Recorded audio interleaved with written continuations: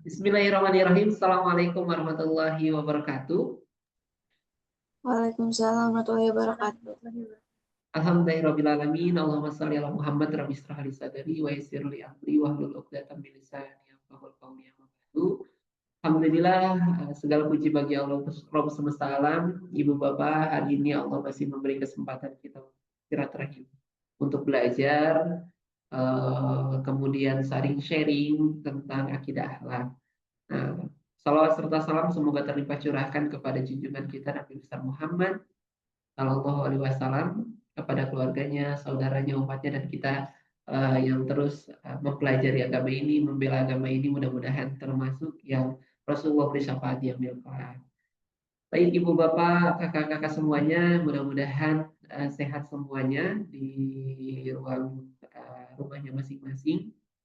Alhamdulillah kita meneruskan pembelajaran yang berikutnya di tema akidah akhlak, yaitu hal-hal yang membatalkan syahadatain. Nah, kemarin kita membahas tentang tauhid, ibu bapak sekalian, dan salah satu tema pembahasan tauhid adalah syahadatain. Nah, yang dimana syahadatain ini adalah sebagai pintu untuk masuk Islam. Nah, tapi ada hal yang menarik dari forum-forum diskusi ibu bapak semuanya. Izin saya share screen. Baik. Nah, jadi ada beberapa yang menarik berbicara tentang tauhid. Nah, hal-hal yang ibu bapak, kakak-kakak semuanya sharing. Nah, jadi dari sharing-sharing ini ada beberapa di forum kita. Baik.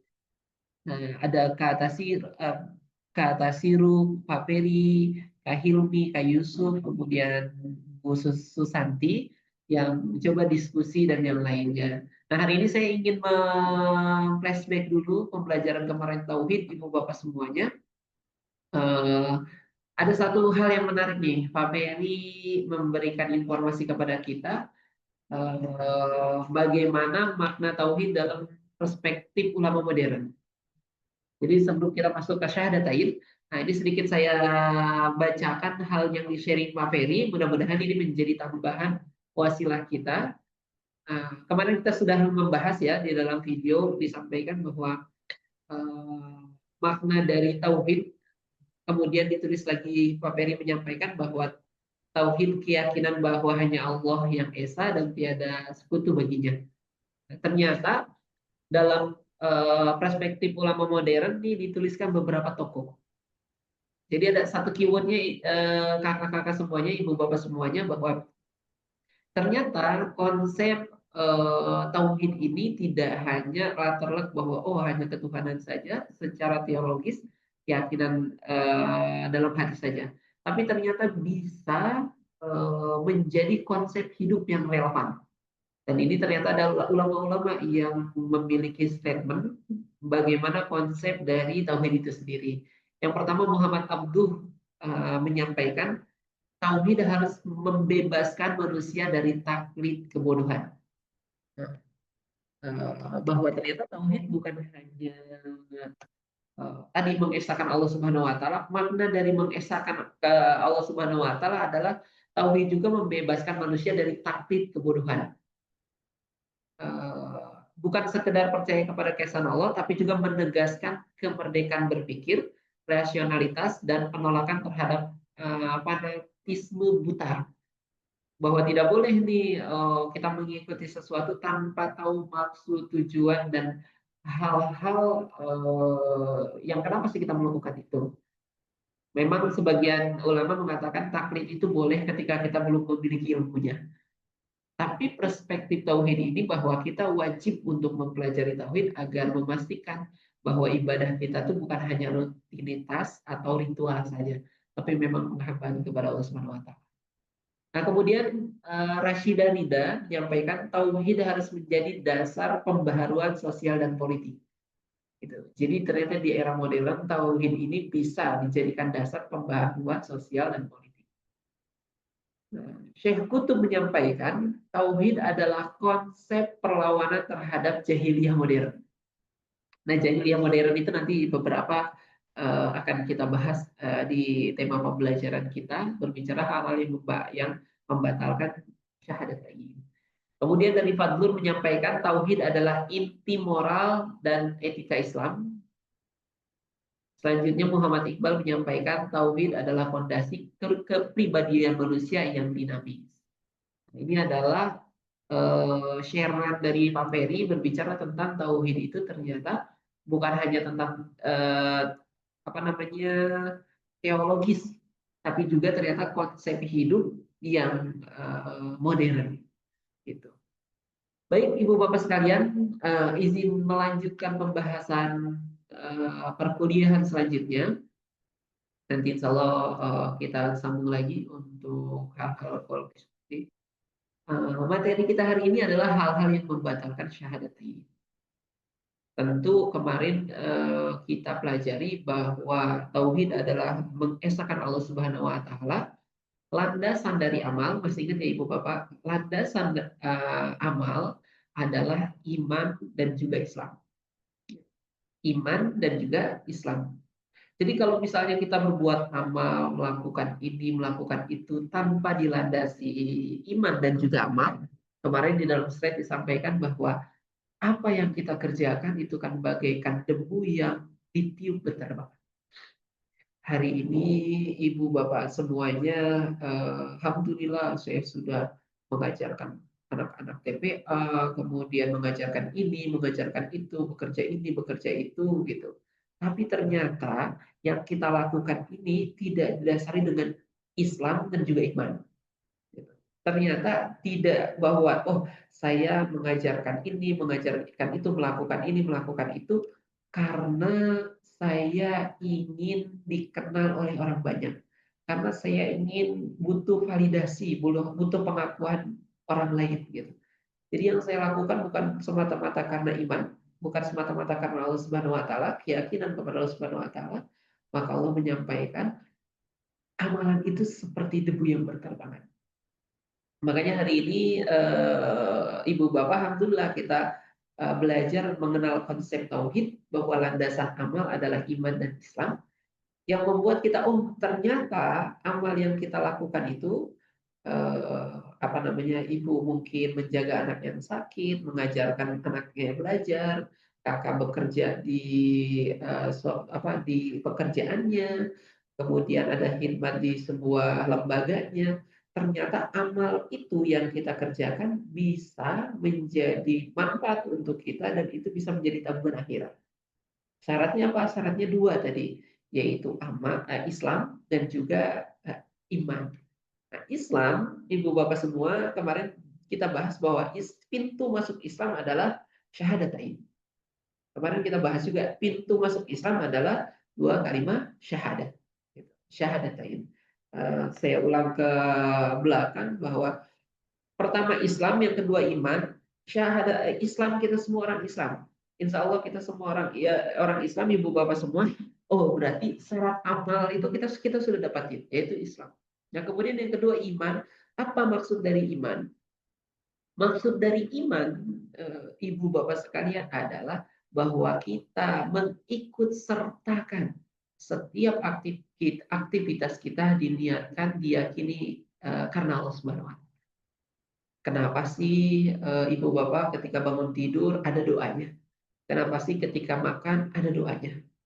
Kenapa sih ketika kita melakukan sesuatu di dalam Islam itu ada doanya?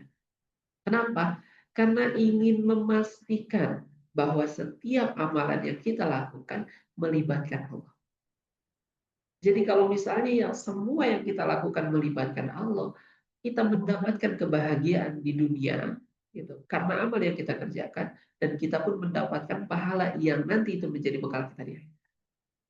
Contohnya Ibu Bapak yang sederhana sekali. Ketika kita punya uang ya, punya rezeki, kemudian kita traktir atau berbagi kepada tetangga kita. Ini alhamdulillah ada rezeki ini. Tadi bapaknya pulang bawa ikan banyak. Nih ada 2 ekor buat tetangga. Kebaikan di dunia. Ketika kita memberikan 2 ekor ikan kepada tetangga atau menraktir teman kita, tanpa harus dipuji sekalipun, hati kita akan bahagia. kontan itu. Ketika kita memberikan seseorang itu sesuatu kebaikan, kemudian orang itu terima, meskipun dia tidak mengucapkan terima kasih, di dalam hati kita tuh sudah ada kebahagiaan. Terlebih ketika dia melihat tersenyum bahagia atau mengucapkan terima kasih, tanpa disadari hati kita merasakan kebahagiaan itu sendiri. Manfaat kebaikan yang kita lakukan kontan langsung Allah bayar di dunia dengan cara menenangkan hati kita. Makanya kakak-kakak nih yang masih galau, yang masih ya kadang aku gak tenang dan yang lainnya. Ingin tahu caranya gampang. Kalau ada rezeki sedikit, traktir temennya. Traktir temennya, pasti ada kebahagiaan di dalam hatinya, ketenangan di dalam hatinya. Nah, itu baru satu yang kita rasakan di dunia. Tapi ketika kita diniatkan kepada Allah Subhanahu wa taala, ya Allah saya punya rezeki ini, saya ingin berbagi ke tetangga kita. Kenapa? Karena ini adalah perintah dari Allah. Gitu. Bismillah ya Allah saya ingin berbagi ke tetangga kita. Diniatkan baik dilafalkan atau diniatkan di dalam hati bahwa berbagi ini karena Allah Subhanahu wa taala. Pertama, kita akan mendapatkan kebahagiaan yang tadi kita ceritakan. Kemudian yang kedua, Ibu Bapak semua, bahwa landasan amal adalah Islam dan iman. Islam kita sudah punya, kemudian iman. Kita niatkan kepada Allah Subhanahu wa taala, amalan yang kita berikan, amalan yang kita lakukan, Allah berikan satu pahala dan itu menjadi bekal kita di surga. Nah, makanya Ibu Bapak, apa maksud amalan yang berterbangan itu? Bisa jadi banyaknya nih amalan kita dilakukan, melakukan ini, melakukan itu, tapi kita tidak melibatkan Allah. Sesimpel kita Bismillah ya Allah, saya ingin melakukan aktivitas pagi ini. Bismillah ya Allah, saya ingin berkendaraan. Bismillah ya Allah, saya ingin melibatkan Allah setiap aktivitas. Bisa jadi amalan banyak yang kita lakukan, sepertinya kita sudah melakukan kebaikan banyak, tapi ternyata tidak bernilai pahala dan tidak menjadi bekal untuk kita pulang di akhirat kelak.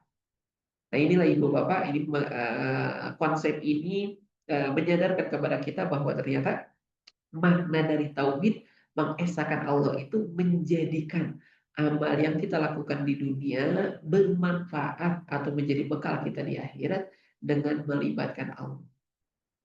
Sesimpel Bismillah ya Allah, saya ingin belajar. Bismillah ya Allah, saya ingin melakukan sesuatu. Makanya Ibu Bapak mungkin kenapa sih setiap mau mulai kita mengucap nama Allah, kenapa sebelum mulai kita bersolawat kepada Rasul, memuji Allah Subhanahu wa taala, itu ingin memastikan bahwa agenda kita itu melibatkan Allah Subhanahu wa taala. Atau kenapa sih di NU itu ketika niat itu dilafalkan, sedangkan Muhammadiyah identik niat itu di dalam hati. Ketika dia mau sholat maghrib ya udah, ketika niatnya di dalam hati saya ingin sholat ya udah itu udah niat. Tapi kenapa sih di NU itu dilafalkan? Ingin memastikan bahwa kondisi hari ini dia sholat itu karena Allah SWT. Kalau memang kita sudah soleh, sudah baik, alhamdulillah setiap yang kita lakukan orientasi pikiran kita karena Allah SWT. Ustaz, saya masih belum, masih belajar, terkadang suka lupa. Nah, makanya kalau kita sedang lupa, apa yang disampaikan oleh ulama-ulama itu, diniatkan, dilafalkan, bukan karena ingin sombong didengar orang lain, tapi ingin memastikan hati ini, jiwa ini, bahwa yang saya lakukan adalah membersamai. Jadi, ya banyak ya, kita tuh sholat, kadang sholat maghrib nih, tapi kita lupa, ini sholat apa ya? Oh iya, maghrib. Kenapa ulama NU ingin dilafalkan agar memastikan bahwa hari ini saya sedang sholat. Mending ya kalau misalnya ini sholat apa ya, isya atau maghrib masih kepikiran sholat. Banyaknya di kita adalah ketika sholat masih mikirin tadi belanja di pasar gimana, tadi ini gimana, dan yang lain. Artinya nggak memastikan bahwa saya sedang beribadah, bahwa saya beribadah kepada Allah Subhanahu. Nah itulah pentingnya niat. Itu mungkin sekilas tentang kemarin Ibu Bapak bahwa landasan amal adalah Islam dan juga iman. Nah, iman kita ikut sertakan aktivitas kita kepada Allah. Nah, sekarang kita masuk ke poin yang Islam. Islam adalah pintunya dua kalimat syahadat. Asyhadu an la ilaha illallah wa asyhadu anna Muhammadar Rasulullah. Nah ini Ibu mohon izin saya ulang kembali slide yang ini karena ingin memastikan betul Ibu Bapak bahwa dua kalimat syahadat ini kakak-kakak semua di 25 syahadat ini ulama mengatakan kalimat yang sangat mudah diucapkan tapi pahalanya besar, yaitu 2 kalimat syahadat. Kalimat yang sangat mudah diucapkan tapi pahalanya sangat besar itu 2 kalimat syahadat. Tetapi menjalankannya itu sangatlah susah. Itu adalah 2 kalimat syahadat. Kenapa enggak, ibu bapak sekalian? Asyhadu, dengan kalimat asyhadu alla ilaha illallah, tiada Tuhan yang berhak disembah kecuali Allah, dan aku bersaksi bahwa Muhammad adalah Rasulullah, utusan Allah, petunjuk Allah Subhanahu wa taala. Ibu, bapak, lupa saya kemarin disampaikan apa tidak, bahwa hanya dengan mengucapkan 2 kalimat ini dengan penuh keyakinan, ibu, bapak, surga itu sudah menjadi milik kita. Seluruh umat Nabi Muhammad Shallallahu Alaihi Wasallam berkat syafaatnya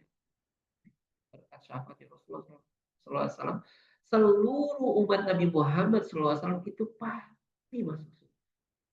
Pasti masuk. Tapi pertanyaannya, apakah langsung ke surga ataukah transit terlebih dahulu ke dalam? Ketika dia bersyahadat asyhadu alla ilaha illallah, asyhadu anna muhammadar rasulullah, kemudian dia melakukan kejahatan selama hidupnya tapi tidak mengingkari syahadatnya, tetap beriman kepada Allah, tetap mengakui Rasulullah SAW, meskipun dia masuk ke dalam neraka, kemudian di ini dan yang lainnya, end game terakhirnya pasti Allah masukkan. Tetapi seseorang yang tidak meyakini atau meyakini 2 kalimat syahadat ini, tidak mengucap syahadat ini, sekalipun dia melakukan kebaikan, kebaikan itu bagaikan debu, bahkan dia tidak bisa masuk ke dalam surganya Allah SWT. Artinya ibu bapak, kita bersyukur sekali masuk Islam. Kenapa? Kita masuk Islam ini meskipun kita nggak tahu akhirnya seperti apa, tapi tempat terakhir pulang kita adalah surga. Dan kita berdoa, ya Allah, mudah-mudahan langsung masuk surga tanpa harus masuk neraka. Kenapa? Keberkahan kita masuk di dalam agama Islam. Baik ibu bapak semuanya, kita masuk di kalimat pertama, asyhadu alla ilaha illallah. Maksud dari asyhadu alla ilaha illallah, ibu, pengakuan dan pernyataan syahadat yang pertama ini artinya ibu meyakini dan membenarkan bahwa baik pengertiannya saja. Asyhadu alla ilaha illallah itu tiada Tuhan yang berhak disembah kecuali Allah. Arti dari asyhadu alla ilaha illallah adalah tiada Tuhan yang berhak disembah kecuali Allah Subhanahu wa taala. Dulu ketika zaman Quraisy, ketika Rasulullah SAW, masa-masa Rasulullah SAW, orang Quraisy, apakah orang Quraisy itu menyembah? Ya, orang Quraisy itu menyembah. Meyakini bahwa ada Tuhan, yaitu Allah Subhanahu wa taala. Tapi yang menjadi problemnya adalah bahwa mereka juga meyakini bahwa ada Tuhan-Tuhan selain Allah. Lata, Uzza dan yang lainnya diyakini bahwa itu sebagai Tuhan. Salah satunya kisah yang fenomenal bahwa ketika Abraham masuk ke dalam Mekah ingin menghancurkan Ka'bah, dihadang oleh Abdul Muthalib, kakek Rasulullah. Kemudian ketika dihadang itu Abdul Muthalib mengatakan, ya Abraham, tolong kembalikan kambing-kambingku yang engkau sita. Abraham ketawa. Wahai Abdul Muthalib, saya ini ingin menghancurkan Ka'bah, tempat ibadahmu.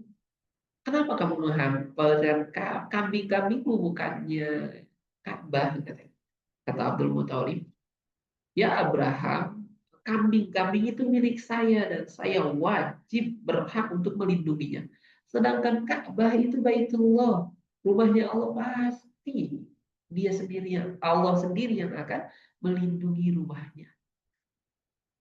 Nah, itu salah satu kisah dan beberapa ini yang lain bahwa orang Quraisy itu menyembah Allah, mengakui bahwa Allah adalah Tuhan. Tapi problemnya adalah mereka mengakui ada ilah selain Allah Subhanahu wa taala. Makna maksud dari asyhadu alla ilaha illallah artinya adalah tiada Tuhan yang berhak disembah kecuali Allah. Makna dari syahadat yang pertama adalah meniadakan. Ya. Kalimat la ilaha yang membatalkan syirik dengan segala bentuk yang mewajibkan kekafiran terhadap segala sesuatu yang disembah selain Allah. Jadi makna la ilaha illallah yang makna syahadat yang pertama adalah meniadakan, memastikan hati kita tidak ada sesuatu yang berharap, tiada sesuatu yang disembah, ya, sesuatu yang lain kecuali Allah. Makna yang kedua adalah isbat, penetapan.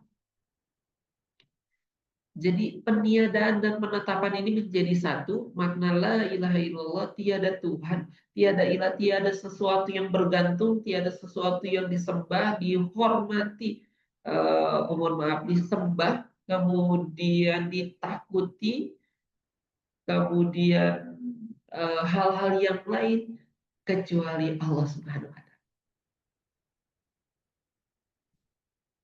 Jadi syahadat yang pertama ini menjadi sangat penting sekali Ibu Bapak semuanya, bukan hanya sekedar oh iya meyakini Allah Subhanahu wa taala sebagai Tuhan, tapi memastikan tidak ada sekutu, tidak ada hal yang sebanding dengan dia.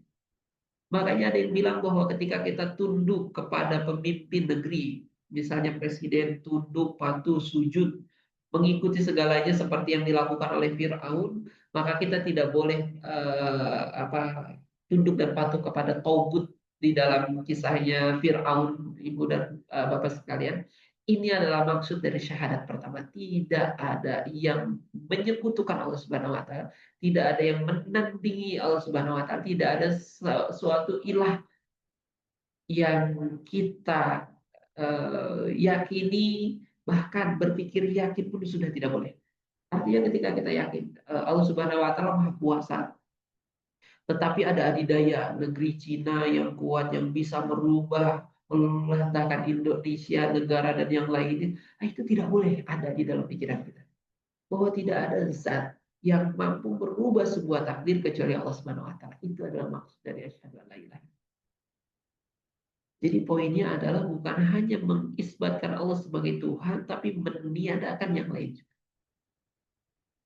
Itu yang pertama, Ibu Bapak semua. Kemudian yang kedua, wa asyhadu anna Muhammadar Rasulullah. Makna dari kita bersaksi bahwa Muhammad adalah Rasul, bahwa Nabi Muhammad adalah seseorang yang diutus oleh Allah Subhanahu wa taala untuk membawa penjelasan-penjelasan.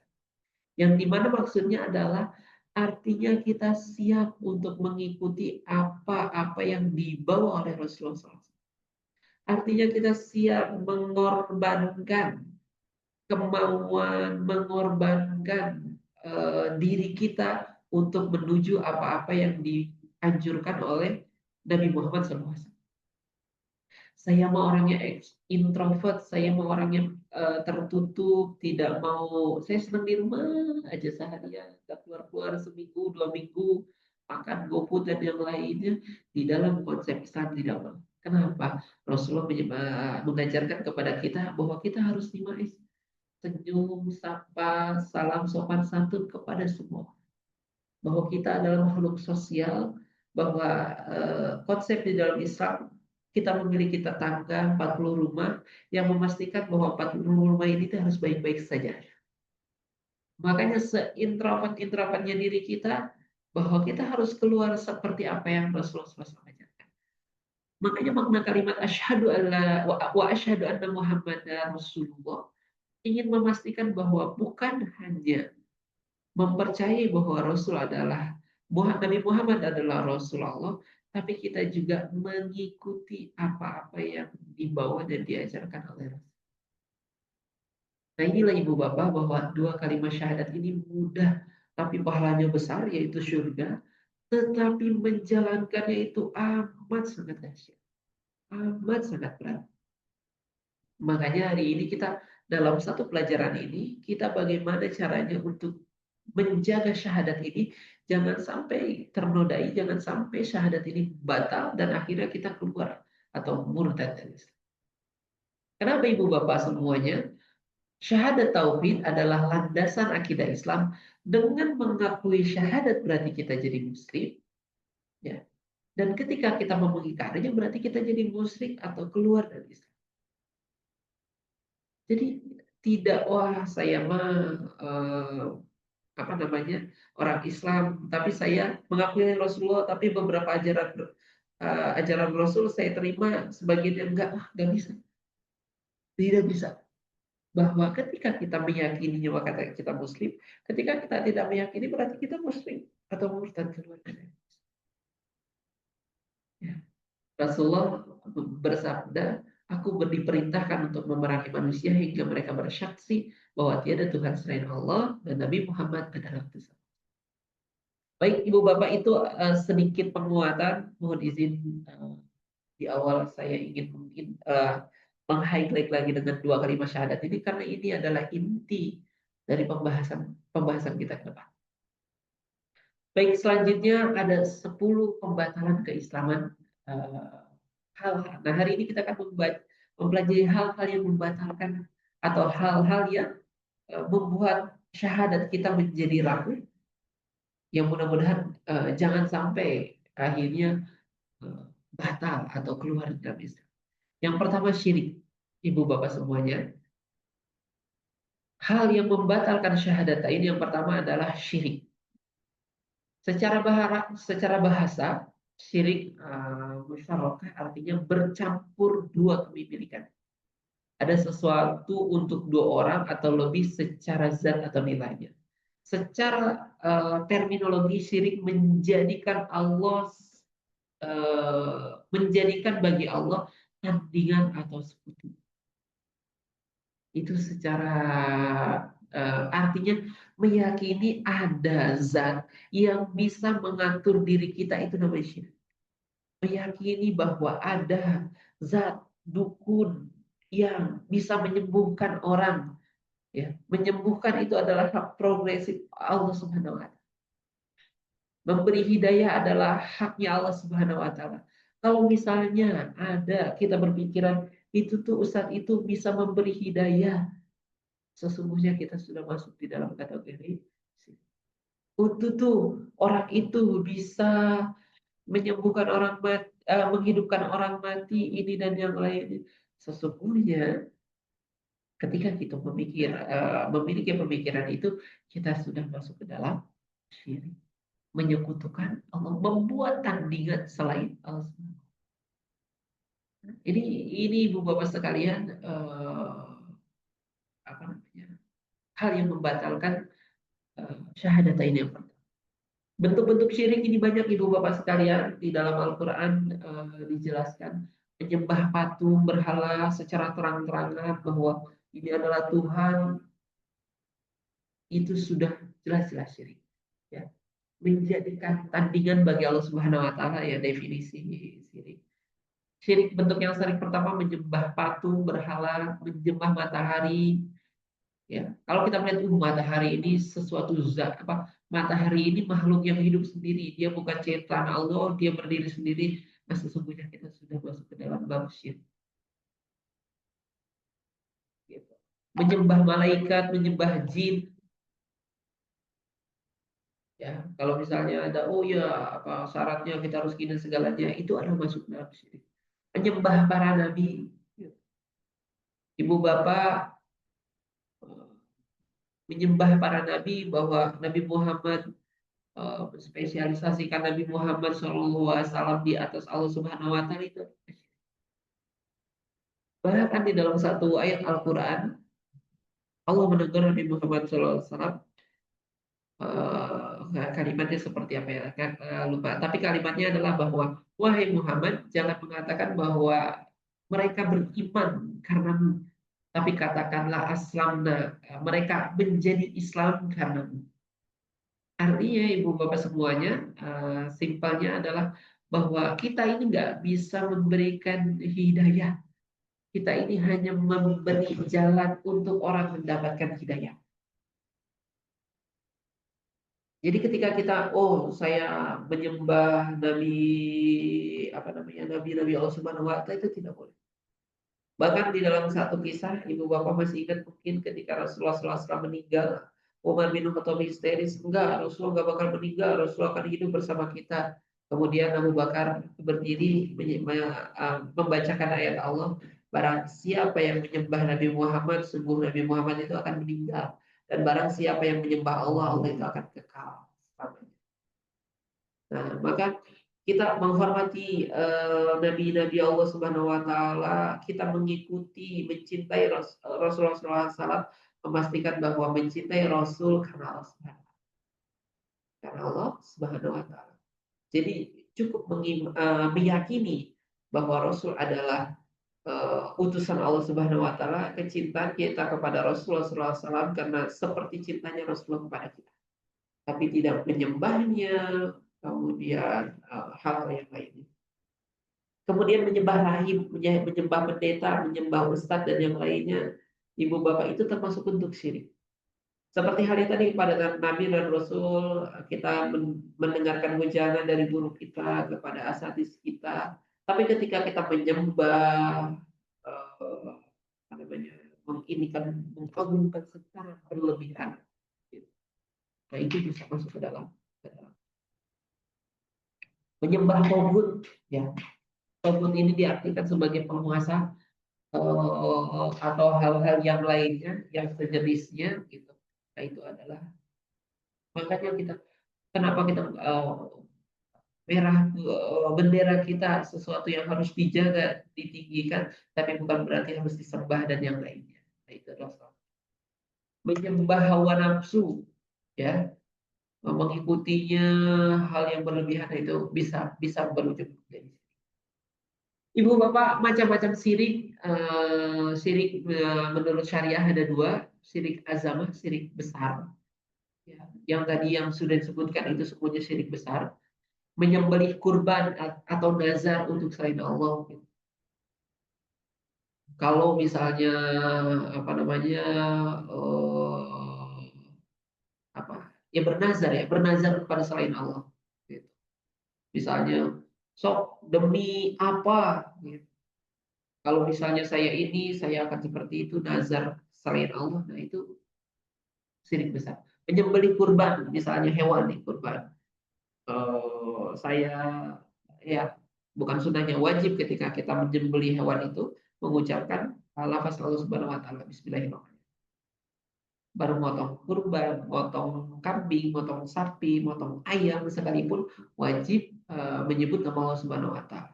Tapi kalau misalnya kita saya mau motong ini nih misalnya mohon maaf ini dapat hadiah dari gubernur, kemudian kita motong atas nama gubernur, dipotong tanpa menyebut nama Allah, maka itu masuk dalam syirik besar.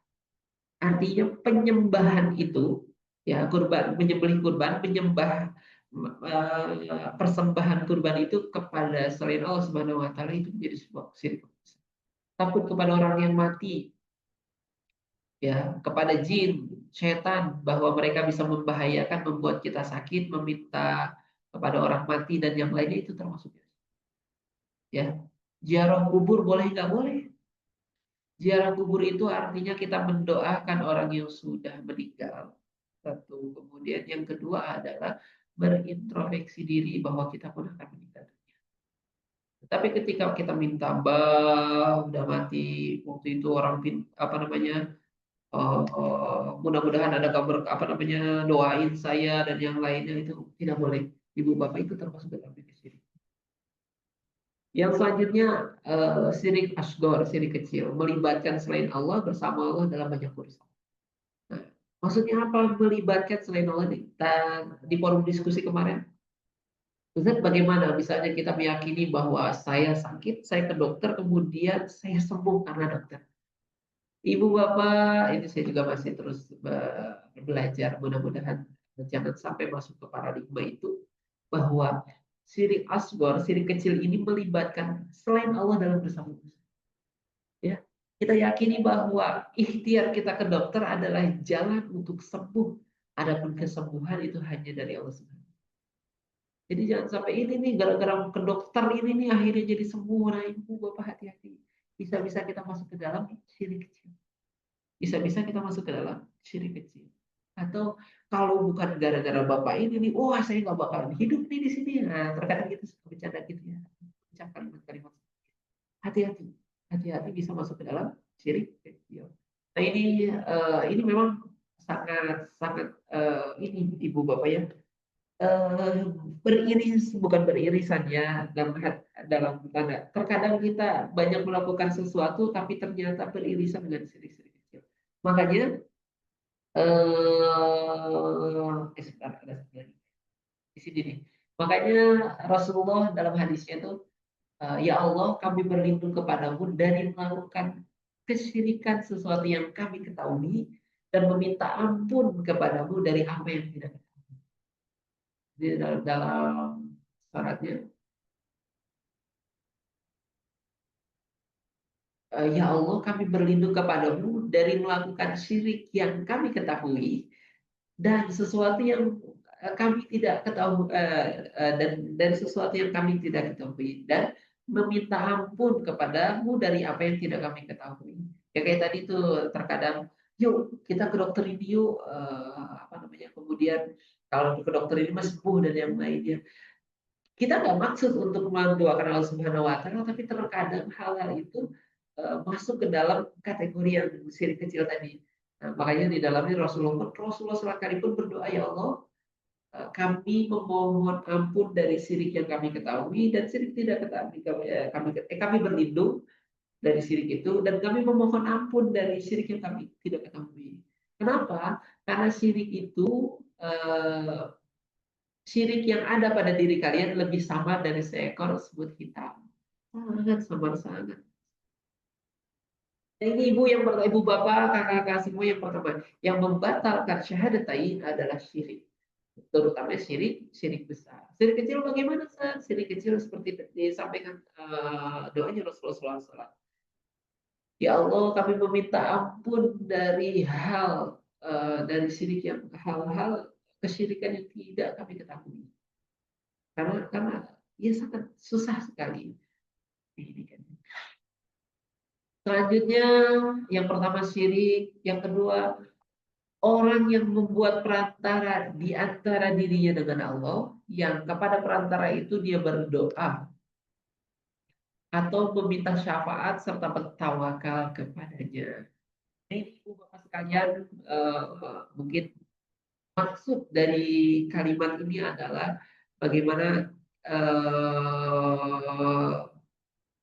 simpelnya ya, kita percaya kepada dukun atau kepada orang soleh atau kepada hal-hal yang lainnya yang kita bukan meminta perantaranya, ya, tapi justru kita bertawakal kepada dia, tapi justru kita, Ustaz, beda ibu, anak saya sakit Ustaz tolong sembuhkan, tapi Ustaz anak saya sakit tolong doakan, minta mohon kepada Allah mudah-mudahan anak saya sembuhkan, itu beda. Ya. Jadi membuat perantara antara diri dia dengan Allah. Ibu, gimana ya? Saya jelasin.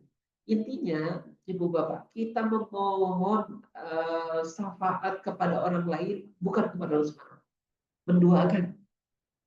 Simpelnya tadi bahwa kita meminta ke dukun, meminta ke ini dan yang lainnya. Gitu. Ke orang soleh, ketika kita minta syafaat ke orang soleh, bertawakal kepada orang soleh itu sah. Tapi ketika kita memohon doa, memohon kepada orang soleh agar didoakan, diberikan ampunan oleh Allah Subhanahu Wa Taala. Jadi tetap bahwa kita datang ke orang soleh ini bukan kita meminta syafaatnya, bukan. Bahkan orang soleh sekalipun masih takut bagaimana nasibnya nanti di yaumil qiyamah. Tapi kita ketahui Ibu Bapak, konsepnya lagi nih. Konsepnya adalah ketika orang soleh itu berarti orang yang dekat dengan Allah. Ketika kita mencintai orang yang dekat dengan Allah, kita berdoa mudah-mudahan orang Allah itu cinta kepada kita. Nah itu. Jadi karena kita banyak dosa, karena kita merasa diri kita terlalu jauh dengan Allah, kita memohon kepada orang yang dekat kepada Allah untuk mendoakan agar Allah ridho dan memberikan syafaat kepada kita. Itu maksudnya, kita berinteraksi dengan orang saleh. Tapi kalau misalnya kita ada orang pinter nih, kita minta-minta kepada dia, bertawakal. Ya bertawakal apa Ibu? Berpasrah kepada dia, mengikuti apa kata-katanya gitu. dengan hal-hal mendoakan Allah Subhanahu wa taala itu dosa. Sekalipun dengan kalimat-kalimat Al-Quran, sekalipun dengan kalimat-kalimat yang sepertinya ajaran Islam. Tapi ketika kita minta syafaatnya kepada dia, memohon ampunannya kepada dia, itu sesuatu yang salah. Ya. Makanya Ibu Bapak, garis merahnya adalah kita berinteraksi dengan orang soleh agar Allah ridho kepada kita karena mencintai yang Allah cintai. Kita meminta doa kepada orang soleh bukan gara-gara orang soleh bisa memberikan kita sehat, tapi agar orang soleh berdoa kepada Allah agar Allah memberikan kita kesehatan, memberikan kita keberkahan, memberikan kita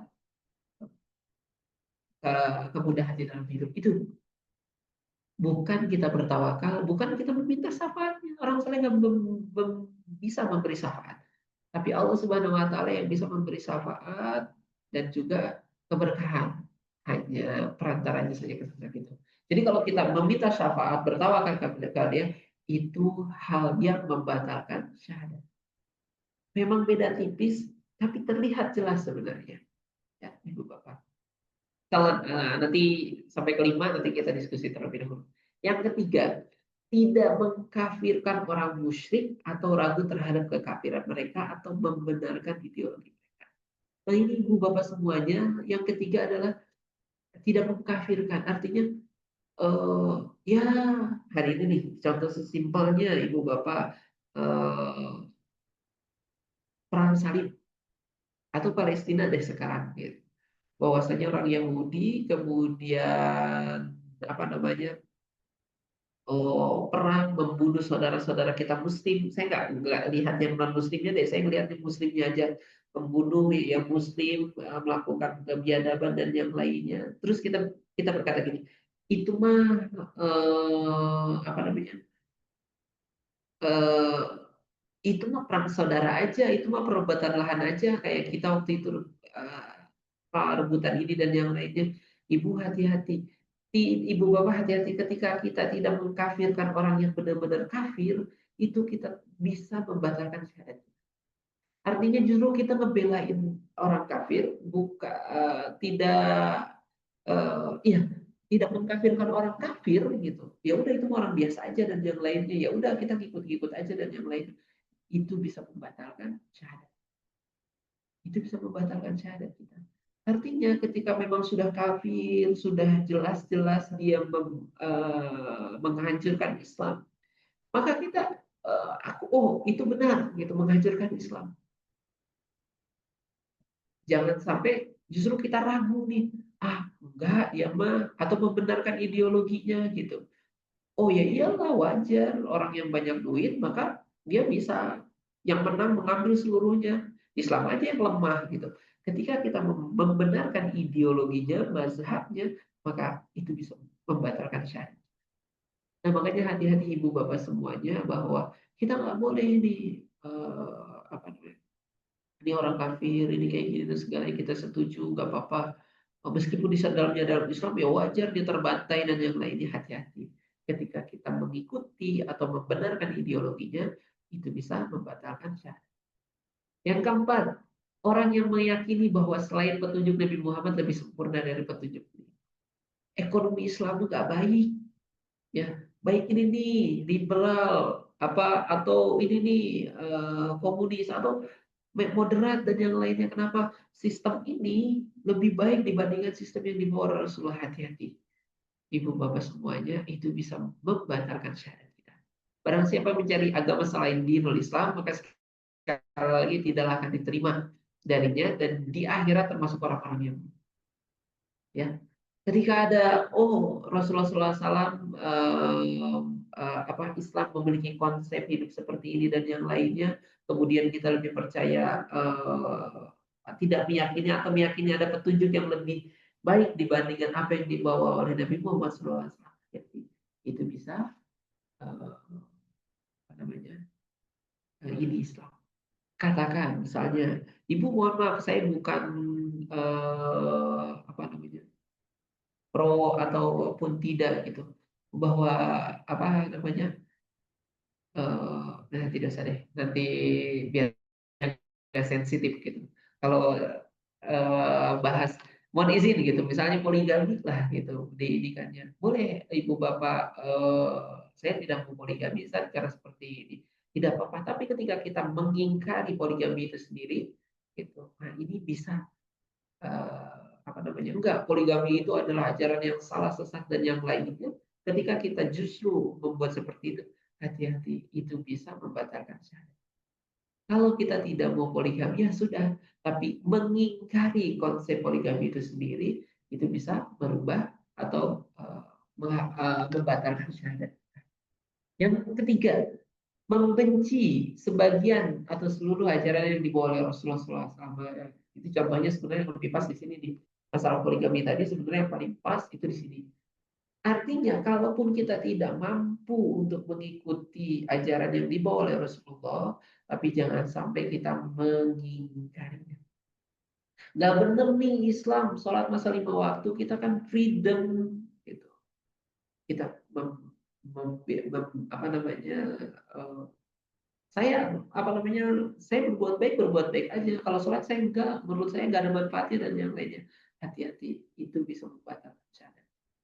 Atau wah saya mah infak, saya mah senang berbagi, tapi saya nggak mau zakat. Hati-hati, itu bisa membatalkan syahadat kita. Membenci sebagian apalagi seluruh ajaran yang dibawa oleh Rasulullah. Kalau kita tidak mampu, belum masuk ilmunya untuk memahami syariat Islam, maka kita tidak boleh langsung menikah. Islam mengajarkan ada perang dan yang lainnya. Wah, saya emang nggak mau perang dan yang lainnya. Saya emang nggak damai dan yang lainnya. Kalau kita nggak mampu, nggak paham secara ilmu, tapi kita tidak boleh menikah. Islam ini nggak benar nih, masa ada perang dan yang lainnya. Hati-hati. Itu bisa membatalkan syahadat. Baik, Ibu Bapak sekalian, itu 5 dulu. Mungkin ada yang ingin ditanyakan, di sharing. Izin Ustadz bertanya. Silakan, Kak. Oke, baik. Sebelumnya mau ini dulu tanya dulu terkait apa namanya umat Islam kan bersyahadat itu wajib ya Ustadz ya. Maksudnya fardu ain ya jatuhnya kan ya. Nah, lalu saya mau nanya aja, ini kasus yang sering terjadi di inilah di apa namanya di kampung saya di Bandung, emang agak ini sih agak di daerah atas gitu tempatnya. Nah, di sana itu sering terjadi apa namanya yaitu orang-orang itu datang-datang ke makam, datang-datang ke kuburan gitu. Dan awalnya saya juga ikut-ikutan gitu. Dulu tuh ikut-ikutan karena memang nggak tahu sama sekali. Nah, tapi yang saya pahamin di situ emang orang-orang ini tuh bukan cuma hanya mendoakan orang yang udah meninggal gitu, tapi ada maksud dan tujuannya.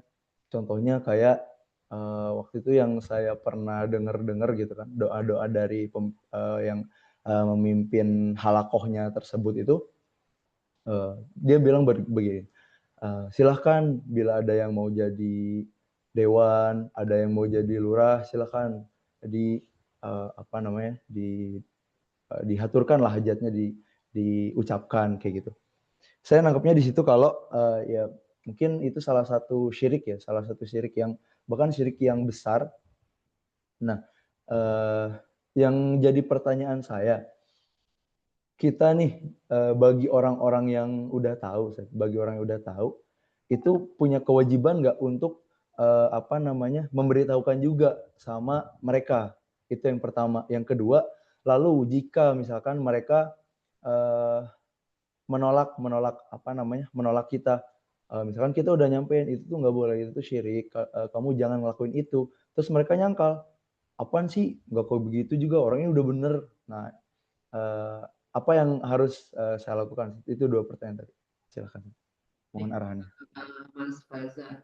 Nah ini alhamdulillah semakin kita belajar, semakin kita tahu mana hal yang harus kita lakukan, mana hal yang tidak harus kita lakukan. Prinsipnya seperti yang tadi coba saya juga pelajari tentang itu. Ini bagaimana di banyak orang yang salah paham memaknai ziarah kubur gitu kepada orang saleh. Tapi kita juga nggak bisa, Rasulullah menyampaikan bahwa boleh loh untuk ziarah kubur itu boleh gitu. Artinya kita nggak bisa menafikan kalau ziarah kubur itu memang ini kan. Nah kemudian yang bagaimana dengan orang soleh? Saya berpandangan dengan prinsip yang tadi coba saya sampaikan bahwa kenapa sih datang katakan almarhum Gus Dur, kemudian banyak kemarin dapat cerita juga luar biasanya almarhum Gus Dur ini meskipun sudah meninggal tapi manfaatnya banyak. Apa salah satu manfaatnya orang datang ziarah tentu bawa uang, ekonomi sekitarnya hidup. Nah, itu adalah manfaat salah satu ya, insya Allah. Saya berpikir juga, iya ya, kehadiran kita di dunia ini kira-kira ada manfaatnya nggak gitu. Eh, Bahkan ulama-ulama kita lah yang hari ini dikunjungi ziarah oleh orang lain, meskipun sudah meninggal, tapi kemanfaatannya datang banyak tuh untuk kehadiran dan yang lain.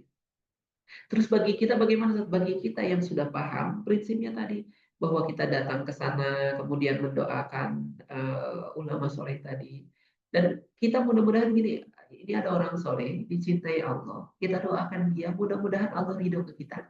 Itu faza. Maksudnya saya ingin sharing ke ibu bapak yang lainnya adalah kalau kita ternyata masih ada yang beberapa kita mungkin ikut ada ini nih ada ziarah kubur dan yang lainnya, maka di dalam diri kita yakini bahwa kita datang ini untuk mendoakan dan mudah-mudahan ketika kita mendoakan orang soleh Allah melihat wah bedanya kemarin saya sudah sampaikan bedanya Allah dengan kita ibu bapak sekalian nih kalau misalnya apa namanya kita nih saya Paza terakhir saya kemudian wah Paza makasih banget ya saya akan baik ke Paza gara-gara saya ditraktir tapi Allah Subhanahu Wa Taala ya ibu bapak semuanya saya lupa di dalam hadis atau di dalam Quran ketika Allah Subhanahu Wa Taala mencintai seorang hamba Allah akan mengumumkan kepada seluruh malaikat, wahai malaikat, saya ini mencintai Faza. Cintailah seluruh apa namanya malaikat itu akhirnya Allah memerintahkan kepada malaikat untuk mencintai Faza. Kebayangkan ketika Allah Subhanahu Wa Taala mencintai hambanya, seluruh malaikat apa namanya diperintahkan Allah untuk mencintai hambanya itu. Nah, hari ini kita datang kepada orang soleh, mudah-mudahan ketika orang soleh itu dicintai oleh Allah, gitu. Kemudian kita mencintai orang soleh itu karena Allah Subhanahu Wa Taala, Allah ridho kepada kita. Nah, itu prinsipnya untuk ziarah kubur kepada ulama-ulama kita. Jadi prinsipnya adalah agar Allah cinta, kita datang kepada orang soleh agar mudah-mudahan Allah juga ridho kepada kita. Nah, kemudian pertanyaan Pak Azad, Ustaz, bagaimana? Kita udah tahu nih sekarang apakah kita mendakwahinya di dalam konsep Islam, Pak Fazla ini ada tiga. Ketika kita melihat kemungkaran itu ada tiga yang bisa kita lakukan. Yang pertama, berubahlah dia dengan tangan. Biadihi. Itu maksudnya apa? Kalau kita punya kekuasaan untuk merubahnya, maka kita rubah. Misalnya adik kita punya kuasa nih, deh nggak boleh kayak gitu, harusnya begini-begini. Gitu. Nah, kalau misalnya kita nggak punya kekuasaan, ke orang tua kita misalnya, kita nggak punya kekuasaan nanti disebut sesat dan yang lainnya. Mohon maaf, yang pertama itu biadihi, itu dengan kekuasaan, maksudnya adalah larang langsung atraksi, langsung buat kegiatan dan yang lainnya. Ini biasanya disimbolkan dengan gubernur, ada tempat kemaksiatan langsung itu. Nah kemudian kalau nggak bisa dengan kekuasaan, yang kedua dengan bilisan, dengan lisan dikasih tahu deh nggak boleh melakukan ini dan yang lain. Nah yang ketiga lisan juga nggak bisa. Kenapa? Karena dia orang berpengaruh. Kalau saya bervokal, nanti yang ada saya digebuki, nanti yang saya malah nambah masalah nambah masalah berikutnya di dalam Islam. Kalau nggak bisa dengan kekuasaan, kalau nggak bisa dengan lisan, dengan hati. Biqalbi. Maksudnya apa? Ya Allah, saya tahu ini salah, tapi saya nggak membenarkan itu. Minimal dalam hati faza doa ya Allah mudah-mudahan dapat hidayah juga seperti itu. Tapi ingat nggak boleh yang paling benar juga. Wah saya ini udah dapat hidayah nih, kalian sesat, saya benar nggak boleh. Tapi maksudnya adalah ketika kita melihat kemungkaran apapun kalau kita nggak bisa dengan tangan, kalau nggak bisa dengan lisan, maka dengan hati. ya Allah saya nggak apa namanya, saya sebenarnya tahu tapi nggak bisa, ya Allah doakan minimal, mudah-mudahan nggak berlanjut. Seperti itu Kak Fazal. Saya juga sama ibu bapak cerita sedikit ya. Di sini mungkin ada orang Sunda. Orang Sunda itu biasanya ada istilahnya pangkeng. Pangkeng ya, apa Bang Faza kalau pangkeng tuh?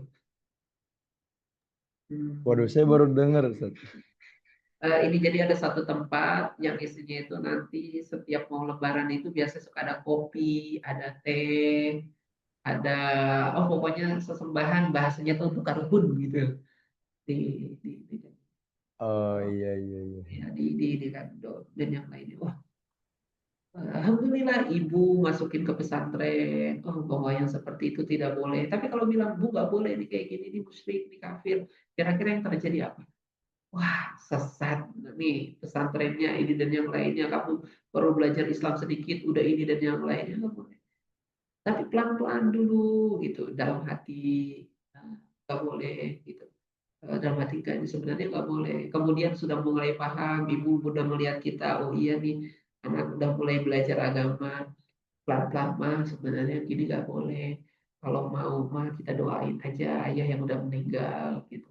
Makin lama, oh tapi kan ini pelan, ternyata belum masuk, belum masuk. Alhamdulillah sekarang sudah besar, sudah ngerti mah yang ini nggak boleh. Kalau mau ayo kita di tengah rumah, kita baca Yasin untuk almarhum Bapak. Kalau mau nih, ini ada air putih di tengah, kita bacain doa, nanti kita minum, mudah-mudahan dapat mesra dari kita.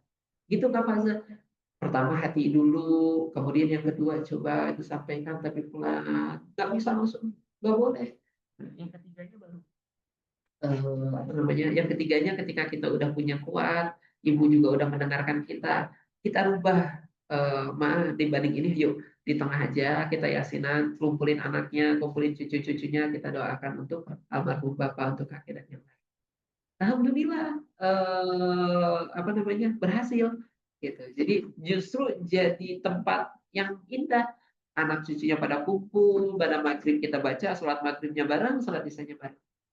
Memang butuh butuh ide-ide kreatif itu untuk merubah hal-hal. Itu Kak Baza sedikit sharing. Mungkin ibu-ibu yang lain boleh sharing nih terkait yang tadi Kak Baza tuh berbicara. Ini kita tahu dia salah, bagaimana solusi untuk membenarkannya. Ah,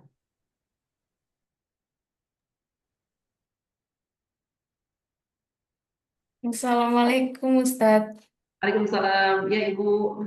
Nah, Assalamualaikum warahmatullahi wabarakatuh. Sebelumnya nama saya Susanti Ardiana, bisa dipanggil Susan. Saya dari Kota Malang.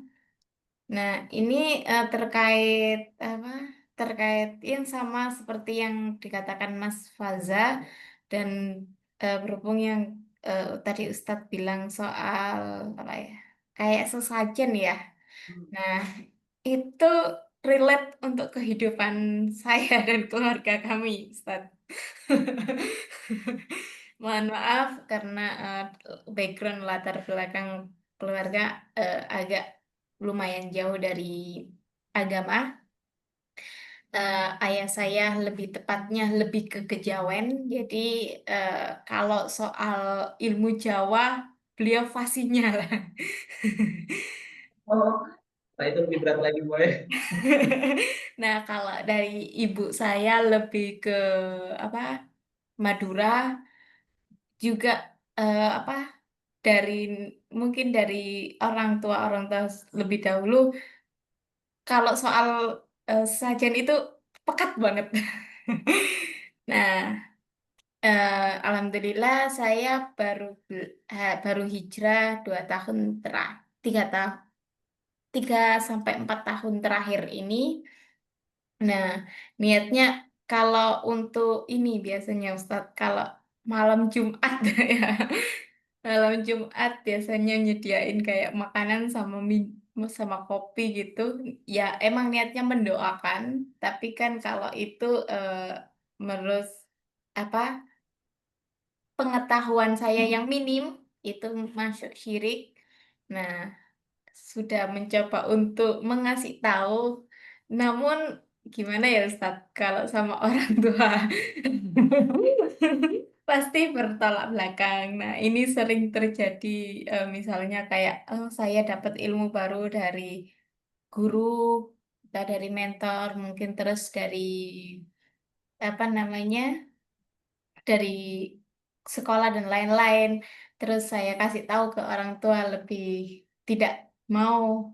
Nah, yang sering terjadi adalah karena saya kebetulan juga alhamdulillah mengikuti majelis Riyadul Jannah, itu mengasih tahu ke orang tua menolak, akhirnya debat. Qadarullah kadang beberapa hari kemudian di majelis itu eh, apa isi ceramahnya tentang itu, Ustaz. Kadang itu beberapa, tapi ada beberapa yang mungkin belum ya, mungkin seperti syirik dan lain-lain ya, karena dan ini keluarga saya mungkin agak rumit ya. Itu dan kayak apa tentang murtad, membahas tentang syirik lain-lain, tentang kepercayaan juga, kemarin 2 bulan yang lalu ayah saya sakit, Ustaz. Ya karena lihat background orang tua yang kejauhan banget, Insya Allah. Sakit habis jatuh dari pohon kelapa, tidak bisa jalan 2 bulan. Kemudian setelah apa? Setelah sembuh, saya undangkan Majelis Riyadul Jannah, saya undangkan Gus Rofi, pemilik majelis. Alhamdulillah dapat doa dan lain-lain. Sebulan setelah majelis saya kayak apa? Udah nggak ada apa-apa. Wah, alhamdulillah ini kayaknya udah damai tenteram aja keluarga ini. Namun saya dapat kabar ya dari ibu saya, katanya gini, mohon maaf dok, bapak ingin memasang susuk karena ingin bekerja, ingin bisa bekerja kembali. Oh, oh iya, oh ini maaf, sponsor saya lagi kadang. Terus karena ini lanjut karena pingin bekerja lagi, karena waktu setelah sakit orang tua kesulitan untuk bekerja. Ya, di situ hati saya hancur, Ustaz. Di sisi lain, yalah saya udah berusaha pakai hijab, udah berada majelis, udah berusaha lebih dekat denganmu, tapi kenapa ujian itu datang dari orang tua saya sendiri yang notabene ketika itu terjadi saya tidak bisa melawan. Ketika saya melawan, saya akan dosa. Nah, itu kemudian ya sedikit cerita saya minta sama Allah semoga tidak. Nah, mungkin itu saya nggak tahu juga cara ngasih tahu ke orang tua, tapi jalan pintas saya mungkin ini jahat. Doa saya adalah Tuhan jangan kasih orang tua apa untuk beberapa bulan ini, tolong jangan kasih uang yang mungkin lebih biar tidak sempat untuk memasang. Ya mungkin ini jahat ya karena secara tidak langsung saya Tuhan jangan kasih rezeki yang lebih. Takutnya itu, tapi di sisi lain saya apa ya? Membatasi takdir atau membatasi itulah. Ya, lumayan. Terima kasih. Baik, Mbak Susan. Ya, belum. Ya, mohon maaf Mbak Susan. Dalam kutip begini, yang di dalam Al-Quran disampaikan ketika kita beriman, kamu yang makanya mudah-mudahan ibu semuanya, saya juga sama nih, ujian ada aja gitu di dalam hal apa namanya paradigma itu yang harus kita ini terlebih dahulu. Kemudian yang kedua, Saya setuju sekali dengan Mbak Susan bahwa kalau misalnya saya harus berdebat, maka saya akan pilih. Banyak sekali kisah para sahabat, sesimpel Mus'ab bin Umair, sahabat Rasulullah SAW, ditolak, dihina oleh ibunya dan yang lainnya, tapi dia tetap begini. Dia nggak mendebat, dia nggak ini, tetap meskipun terus dihalangin, uang nggak dikasih, fasilitas yang dulu beliau berikan, di stop habis-habisan oleh keluarganya, tapi dia tidak membenci orang tuanya, tidak membenci. Bahkan di dalam Al-Quran disampaikan, jangan bahkan kepada orang tua ini mengatakan atau artinya sedahsyat itu kita harus menjaga orang tua. Tapi berikutnya adalah setuju sekali Mbak Susan tadi, sekalipun kita nggak punya kuasa, hati ini harus tetap ya Allah saya nggak ingin seperti itu. Artinya pertahanan terakhir yaitu dalam hati ini tetap, kalau punya kesempatan sedikit disampaikan, tapi ingat jangan sampai melukai hatinya. Berdebat dan yang ini yang udah menuju berdebat yang nggak bagus ya udah dihindari dan dihindari atau hal-hal yang lainnya. Nah kemudian Pak Ustadz gimana nih tentang hal yang tadi susuk dan yang lainnya, Mbak Susan? Saya pernah sekali mendengar satu ceramah pembahasan tentang Ustadz, saya pernah mendoakan orang tua saya kayak gini. Terus Ustadznya bilang begini nih, kalimat yang Ibu, Allah itu maha hebat, maha keren. Kenapa kita doanya justru yang sedikit? Gitu. Enggak, doanya ya Allah mudah-mudahan dapat hidayah, ya Allah mudah dapat hidayah gitu. Saya apa namanya?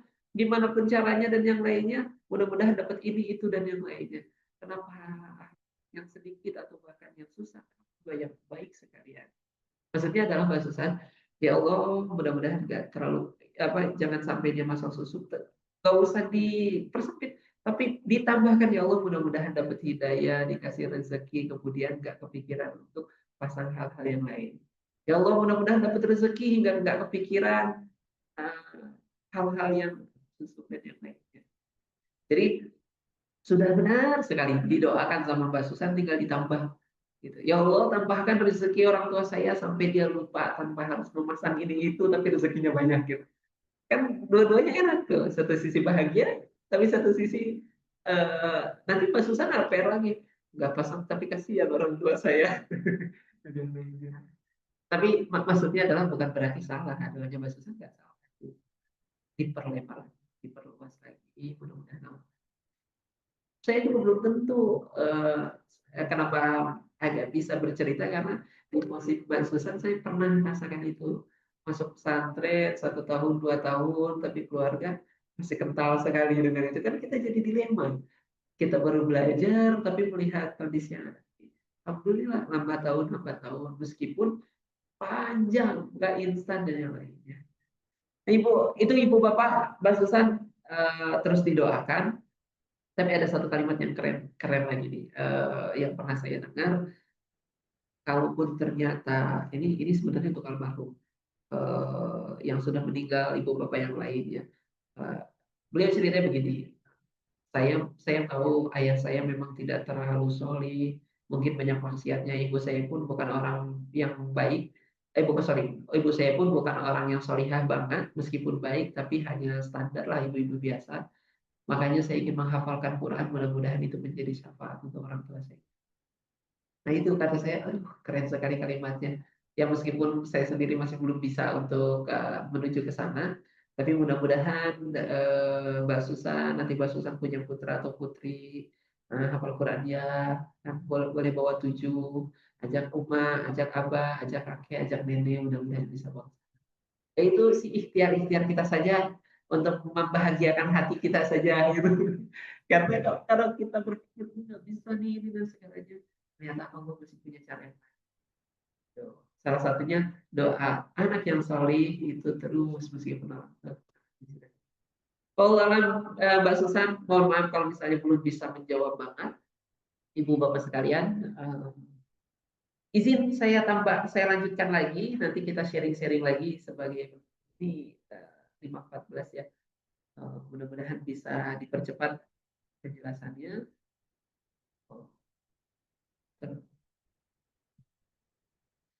Baik, tadi yang kelima, nah kemudian memperolok sebagian ajaran Rasulullah atau memperolok pahala dan hukuman Allah, nah ini termasuk yang bisa membatalkan. Katakanlah apakah dengan Allah ayat-ayat dan Rasulnya kamu selalu memperolok, tak usahlah kamu meminta maaf karena kamu kafir sesudah beriman. Ini hati-hati ibu bapak sekalian. Eh, apa namanya hal-hal yang kadang kita ngapain nanti sholat ujung-ujungnya juga masuk neraka hal nah hati-hati tuh kadang kita suka bercanda nitip sholat ya gitu atau hal-hal ya sering sekali lah anak-anak sekarang bercanda hati-hati ternyata itu bisa merusak syahadat kita memperoleh sebagian ajaran Rasulullah atau memperoleh pahala dan hukumannya gitu. Ngapain nanti apa namanya sholat nitip ya gitu biar dapat pahala nah itu hati-hati. Yang selanjutnya, sihir seperti jenis yang ditunjukkan menyatukan atau memisahkan seseorang kekasih atau yang biasa di Jawa dikenal dengan istilah pelet. Nah, pelet, ajian-ajian dan yang lainnya ini ibu bapak sekalian, ini bisa membatalkan syahadat kita. Keduanya Harun dan Marut tidak mengajarkan sesuatu kepada seorang pun sebelum mengatakan sesungguhnya kami hanyalah cobaan bagimu. Sebab itu janganlah kamu kafir. Ini kisahnya panjang sebenarnya tentang malaikat yang diturun oleh Allah Subhanahu wa taala turun ke bumi gitu. Harut dan Marut. Nah, Ibu Bapak sekalian, sihir atau pelet atau hal-hal yang lain itu bisa ya itu bisa. Wah, Ustaz saya mau ke dukun, saya dapat nih ajiannya dari ini dan yang lainnya. Itu bisa membatalkan syahadat kita. Yang ketiga, ke-8, tolong menolong dalam kaum musyrikin dan membantu mereka menghadapi kaum muslimin. Nah ini ibu, bapak sekalian gitu, apa namanya, tolong menolong, apa namanya, barang siapa di antara kalian tolong menolong dengan mereka maka ya termasuk golongan mereka. Termasuk ibu bapak sekalian, hari ini ada boykot barang-barang yang berafiliasi dengan Israel di boykot. Mungkin ada sebagian orang, percuma aja kita beli bebas-bebas aja, kita belanja sesuka hati kita lah, atau ujung-ujungnya juga seperti ini kita. Nah, ibu bapak semuanya, kenapa rame-rame ini boykot? Kenapa rame-rame tidak mendukung atau membeli produk-produk yang berafiliasi kepada Israel? Ini salah satu hujahnya bahwa tolong menolong dalam kaum musyrikin dan membantu dengan mereka dalam menghadapi kaum musyrikin itu bisa membatalkan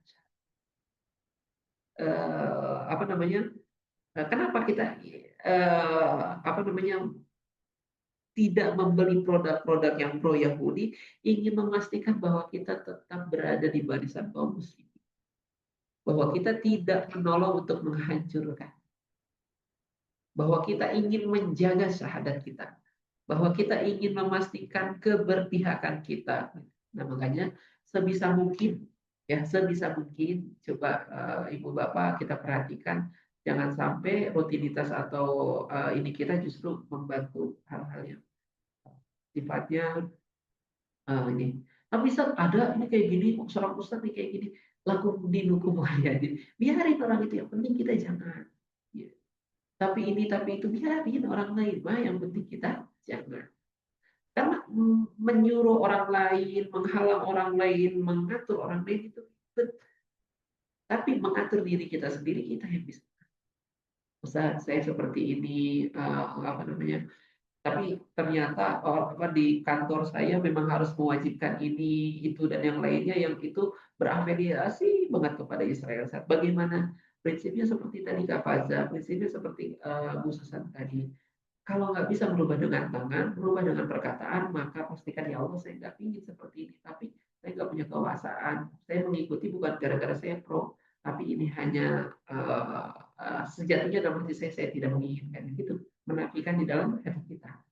Yang ke-8 yaitu tolong menolong dalam kaum musyrikin dan membantu dengan mereka dalam menghadapi kaum muslimin. Memang kasus ini banyaknya di dalam perang. Kita nggak ikut perang, tapi membantu orang lain untuk menghancurkan. Nah itu nggak boleh. Nah yang ke-9 meyakini bahwa ada sebagian manusia yang mempunyai kebebasan keluar dari syariat Nabi Muhammad SAW, sebagaimana keluasan Nabi Khidir untuk tidak mengikuti syariat Musa AS itu bisa membatalkan oh dia mah levelnya sudah tinggi, nggak perlu sholat. Nah, tidak boleh. Bahkan Rasulullah SAW tetap sholat. Artinya, ibu bapak semuanya, bahwa tidak ada orang lain ya setelah Nabi Muhammad SAW yang terbebas dari syariat Islam, tidak ada. Oh dia mah udah nggak perlu ini lagi, oh dia mah nggak perlu dan yang lainnya enggak. Gitu. Bahwa meyakini ada sebagian manusia yang mempunyai kebebasan, kalau keluar dari syariat Islamnya udah pasti ya, itu murtad kita sebutnya, keluar dari syariat Islam. Tapi ketika kita meyakini itu bisa merusak keimanan kita. Enggak kok, ini mau orang-orang tertentu gitu. Wali Songo itu udah keluar dari apa? Udah bebas dia nggak perlu sholat ini, udah bisa buat kitab suci dan yang lainnya. Nah, ketika kita meyakini itu bisa merusak apa namanya syahadat. Nah, yang kelima berpaling dari dinul Islam, tidak mau mempelajarinya, tidak mau mengamalkannya. Nah, ini ibu bapak sekalian, yang terakhir yang bisa merusak syahadat kita adalah berpaling dari agama. Kita Islam tapi nggak mau mempelajarinya. Kita Islam tapi nggak mau mengamalkan. Itu bisa merusak syahadat kita. Itu bisa merusak apa namanya keimanan kita. Makanya lupa saya, kalau nggak salah pembahasan kemarin disampaikan belajar tauhid itu menjadi fardu ain. Belajar tauhid itu menjadi fardu ain, tapi sampai spesialisasi tauhid itu boleh apa namanya fardu kifayah sebagian orang yang lain. Tapi belajar tahu ilmunya gitu, paham maksudnya mengenal Allah sebagai Tuhan, pencipta alam, Rasulullah SAW sebagai Rasul, ada malaikat, ada konsep setelah hidup setelah kematian yaitu hari kiamat dan yang lainnya. Nah, ketika kita mempelajarinya, eh, itu menjadi suatu kewajiban. Maka ketika kita berpaling dari itu semua, ibu bapak semua, itu bisa merusak syahadat kita. Tadi Ustaz apa namanya banyak sekali hal-hal yang mungkin kita tidak sadar ternyata mengkikis syahadat kita, mengkikis keimanan kita dan yang lainnya. Eh, Syahadat ini itu seperti iman ibu bapak, yaji dua yankus. Secara harfiah memang bukan keluar dari Islam, bahwa syahadat ini rusak kemudian kita keluar dari Islam, enggak. Tapi bagaimana keyakinan kita kepada Allah, keyakinan kita kepada Allah Subhanahu wa taala itu berkurang, mengikis dan yang lainnya. Makanya kita terus diingatkan syahadat dalam sholat kita asyhadu alla ilaha illallah wa asyhadu anna muhammadar rasulullah. Berapa tuh? Uh, berapa kali dalam sholat kita terus subuh satu, sisanya dua, berarti sekitar 9 kali di dalam sholat kita mengucapkan syahadat. Terus diperbaharui, terus diingatkan, terus dipelajari agar keimanan kita semakin menebal, kebersamaan kita bersama Allah semakin kuat. Gitu. Kenapa? Karena berbicara tentang syahadat, berbicara tentang tauhid, tauhid akan kuat, syahadat ini akan kuat ketika kita memiliki keyakinan. Kemudian kita mempelajarinya, kita tunduk kepadanya dan kita jujur bahwa yang kita lakukan semuanya karena Allah Subhanahu wa taala, maka insya Allah akan semakin kuat interaksi kita kepada Allah dan akidah kita, keimanan kita akan tetap kokoh. Apa namanya? Kita mudah-mudahan termasuk orang-orang yang Allah berikan tempat yang terbaik di surga. Walau ibu itu, ibu bapak, ahlan sekiranya ada yang ingin menambahkan atau ada yang ingin sharing-sharing, dipersilakan. Izin bertanya lagi, Zat. Ahlan, Mas Fajar. Saya mau bertanya poin yang nomor 7 Zat, tadi tentang sihir, ini kan apa namanya, siapa yang ngelakuin sama yang meminta juga sama aja gitu saja. Nah, Betul. Kalau misalkan kita udah udah terjerumus gitu, misalkan saya nih contoh, jangan saya deh, Fulan lah, si Fulan ini udah melakukan sihir gitu, dan contohnya inilah kayak apa susuk lah untuk penjagaan diri atau apa segala macam kayak gitu. Saya kurang ngerti sebenarnya. Nah, kalau misalkan si Fulan ini udah terjerumus dan udah melakukan, misalkan ada ritual-ritual tertentu, harus di malam-malam ini ada persyaratannya, harus baca ini, harus baca itu. Nah, terus tiba-tiba dia itu sadar gitu kalau itu tuh salah. Nah, kira-kira langkah apa saja yang harus dilakuin sama si fulan tersebut? Apakah mencabut susuknya atau bertaubat atau kayak gimana? Mohon arahannya, Ustaz. Baik, Mas Faza, saya mohon izin hak-hakannya saya belum hafal semuanya, nanti kalau ada yang ingin sharing juga nggak apa-apa.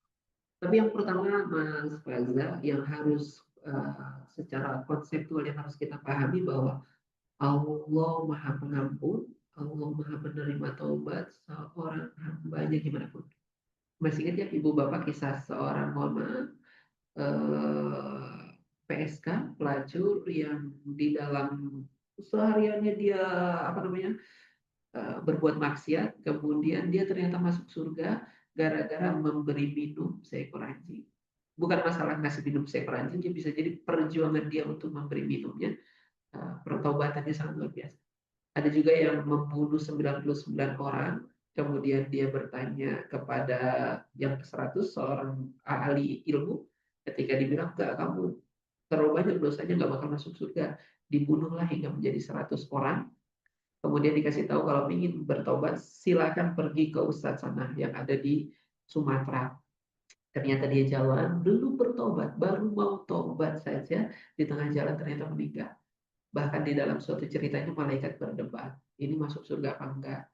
Dibilang masuk surga, tapi dia belum bertobat, belum belajar, baru mau tobat aja, belum melakukan amal sekalipun gitu. Tapi dibilang berdosa juga dia udah mau tobat. Kemudian diukur dalam kisah malaikat diukur ternyata lebih dekat menuju tempat taubat. Baru mau taubat, tapi Allah ampuni segala. Nah, konsep ini yang harus kita pahami dulu, Ibu Bapak, bahwa semua pendosa Allah terima taubat. Ini juga menjadi jaga-jaga di diri kita, Ibu Bapak, jangan sampai melihat, dia mah preman di ahli neraka. Jangan sampai terlontar di dalam diri kita bahwa dia mah ahli neraka, dia masuk dan yang lain jangan. Kenapa bisa jadi dia dapat hidayah? Justru kita nih yang biasa-biasa aja nggak dapat hidayah nih. Ini justru ada yang di akhir hidupnya justru dia melakukan maksiat akan bertobat.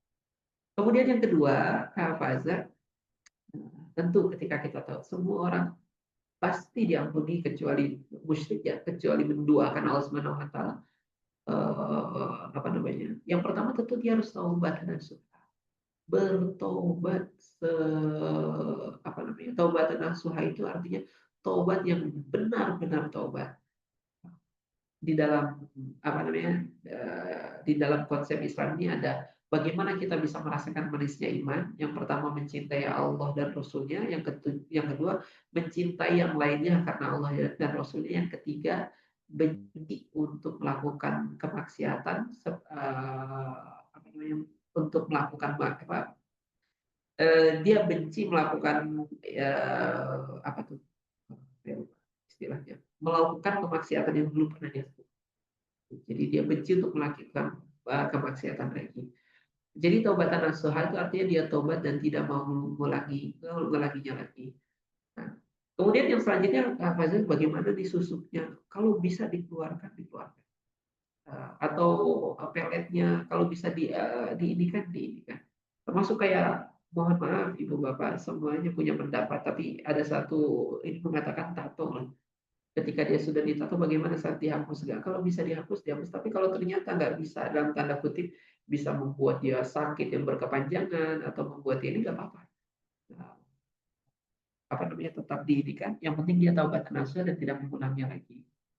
Nah, gitu Kak Faza. Tapi untuk mohon maaf, saya belum paham ya terkait yang tadi, contohnya misalnya pelet, contohnya misalnya susu, contohnya misalnya bagaimana cara mengeluarkan, bagaimana taubatnya dan yang lainnya. Saya belum pelajari itu. Mungkin ada tahapan-tahapannya, harus kayak gini dulu, harus kayak gitu dulu. Tapi secara prinsip yang harus kita ketahui satu, semua dosa Allah maafkan. Tidak salah keibadian di fa'inikum uji budawat ada ilada. Ketika engkau bertanya di mana Tuhanku, di mana Allah, maka katakan Allah itu sangat dekat. Maka memintalah kepada Allah, maka permintaanmu akan dikabulkan. Jadi insya Allah prinsipnya itu dulu, jangan takut bahwa dia nggak diterima dosanya. Jangan takut bahwa dosanya nggak diampuni, insya Allah diampuni. Yang kedua, taubatan nasuha, dia gabung kemudian. Nah, yang berikutnya adalah Ibu Bapak, saya mohon izin, saya belum pelajari terkait bagaimana kayak tadi pelet tuh. Kita sudah melet orang nih, bagaimana nih taubatnya, apakah harus saya nggak paham juga pelet itu ada masanya enggak atau kayak gimana.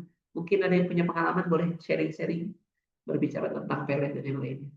Ahlan.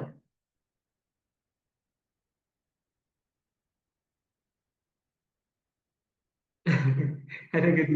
Emang agak ini ya. Kalau saya juga baru tahu ternyata ada ya Smart Mesem. Saya kira lagu aja, ternyata itu ajian juga. Ada orang Indramayu di sini. Nah, ini orang Indramayu katanya, wah bang itu banyak di Indramayu. Begitu Kak Faza, mohon izin saya belum bisa jawab terkait tahapan-tahapannya, tapi yang pasti konsepnya tadi, insya Allah akan diampuni, yang kedua taubat dan nasuha. Baik, Ustaz. Khairan, syukran. Sama satu lagi, Ustaz, boleh nggak? Akan Kak Faza. Satu lagi, Ustaz. Ini apa namanya? Ini kan yang poin nomor 9 ya, meyakini kalau orang itu boleh keluar dari syariat. Hmm. Nah, kan saya mohon maaf ya sebelumnya punya saudara gitu, saudara dekat lah, masih satu kakek gitu, satu kakek. Nah, beliau ini mungkin udah terlalu jauh saja, udah terlalu jauh, maksudnya percaya sama mohon maaf ya sebelumnya cerita-cerita yang Wali Songo, lalu cerita-cerita para habaib, nah yang kayak gitu-gitu udah kejauhan gitu. Bahkan beliau tuh mengamalkan beberapa apa namanya, beberapa bacaan-bacaan yang menurut saya itu emang entah itu mungkin saya yang terlalu awam atau mungkin memang bacaan ini emang nggak ada gitu di apa namanya, di ajaran Rasulullah SAW gitu. Nah, tadi kan kalau misalkan apa namanya, sikap yang harus diambil tuh kita harus mengingatkan dengan kalau misalkan kita punya kekuasaan, ya udah kita ya pokoknya yang tadi yang Ustadz sampaikan lah ya, yang Ustadz sampaikan. Nah, kalau misalkan konteksnya dia hanya meyakini itu, kan hanya meyakini aja udah salah tuh Ustadz. Nah, sikap kita nih apa namanya,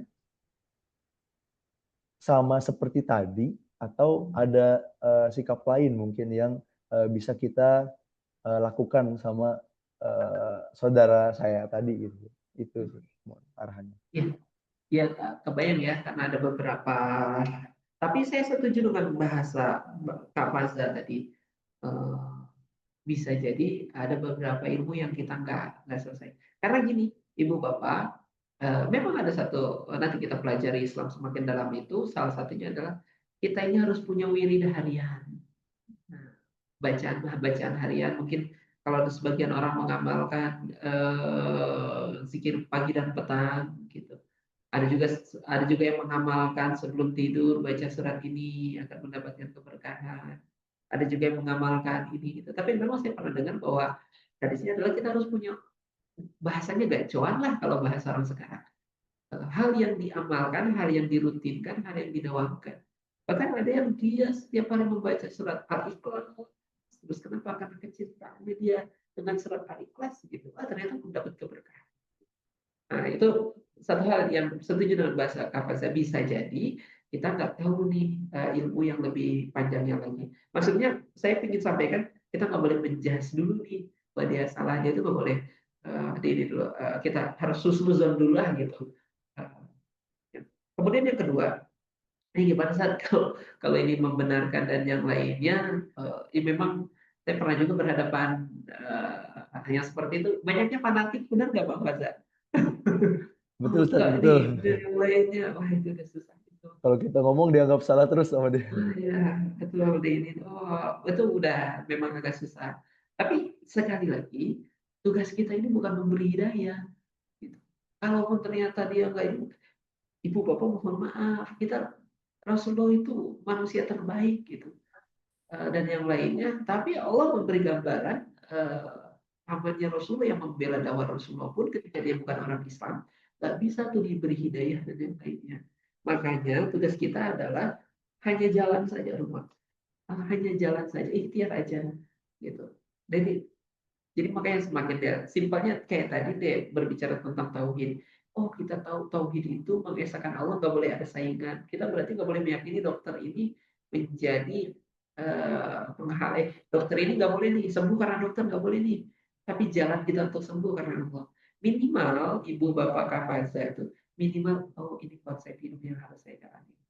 Minimal ke anak saya, nah kita harus percaya dokter ini nggak menyembuhkan, tapi cara kita ikhtiar kita untuk bisa sembuh, ke istri kita, ke keluarga kita, ke anak-anak kita, minimal itu dulu kebasan. Tapi yang terpenting itu untuk diri kita dulu deh. Gitu. Kalau misalnya ke atas gimana?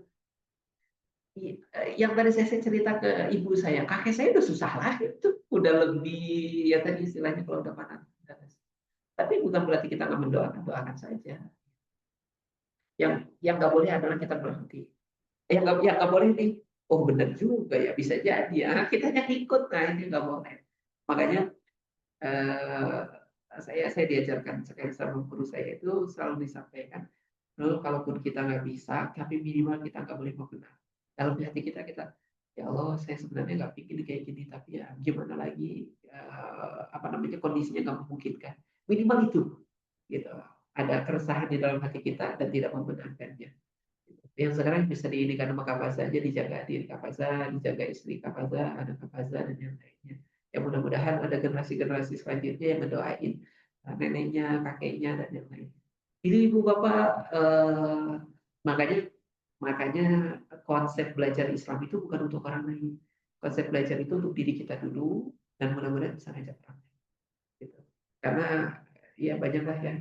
Apalagi kalau mohon maaf sekali lihat saya sendiri masih sedikit nih ilmunya. Tiba-tiba ini nggak boleh di sini, ini nggak boleh di sini. Waduh, apa namanya kita aja belum tentu terlepas dari syirik gitu. Udah labelin orang lain gitu kan. Janganlah gitu. Karena belum tentu yang saya khawatir ini, yang kita lihat, oh dia syirik melakukan kesyirikan setiap hari. Allah kasih hidayah sebelum dia meninggal gitu. Sedangkan kita nggak tahu nih dapat garansi hidayah apa enggak, itu yang saya khawatirkan. Gitu.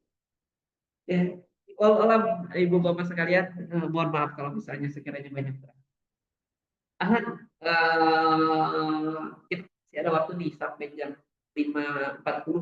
Ada 3 menit sampai 5 menit lagi, mungkin ada yang ingin sharing atau saya harapnya ingin ditambahkan gitu yang lain. Nih Ibu Merliana nih banyak ilmunya nih Pak Ferry. Alan, Pak Ferry mungkin dulu Pak Ferry ingin menambahkan Pak Ferry di kesehariannya pada hal-hal sharing. Alan, jangan bertanya lagi Iya, tapi mungkin nambahin ya. nyimak aja Ustaz. Eh, Nyimak dulu tadi.